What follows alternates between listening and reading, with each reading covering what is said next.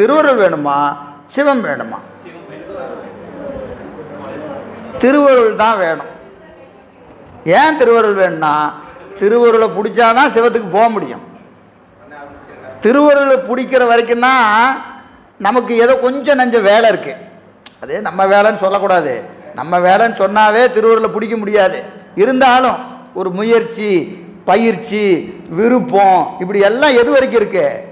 திருவருளை பற்றுகிற வரைக்கும் தான் இருக்குது. திருவருளை பற்றிட்டா அதுக்கு மேலே ஒன்றுமே கிடையாது. அந்த திருவருள் கொண்டு போய் அழகாக கொண்டு போய் சிவத்தில் நம்மளை விட்டுரும். பஸ்ஸு ஏறினா போதும், கொண்டு போய் அங்கே இறக்கி விட்டுருவாங்க. பஸ்ஸு ஏறுற வரைக்கும் தான் நம்ம வேலை. பஸ் ஏறிட்டு அடுத்தது என்னது? நான் ஸ்டாப், 1 to 1 நேராக எங்கே போய் விட்டுரும்? அந்த பேரின்பத்தில் கொண்டு போய் நம்மளை விட்டுரும். அப்போ நம்ம எது வரைக்கும் இருக்கிறது நம்ம வேலை? ஏன்னா நேராக சிவத்தை நம்மால் பற்ற முடியாது. உயிர்களால் சிவத்தை நேராக பற்ற முடியாது. அப்போ நேராக திருவருளை பற்றுமான்னு கேட்டால் நம்மளால் பற்ற முடியாது.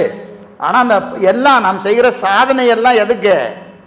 திருவருளை பெறுவதற்கு தான். அதுக்கு தான் இந்த சாதனை. நம்ம செய்கிற எல்லா முயற்சியும் திருவருளை பெறுவதற்கான சாதனைகள் தானே ஒன்றி சிவத்தை பெறுவதற்கான சாதனை இல்லை.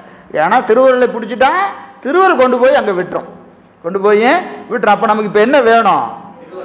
திருவருள் இருந்தால் போதும். திருவருள் இருந்தால் போதும். அது திருவருள் சிவத்தில் கொண்டு போய் நம்மளை விட்டுடும். ஆனால் அதுக்கப்புறம் சில முத்தியிலும் பக்தி வேண்டும் என்கின்ற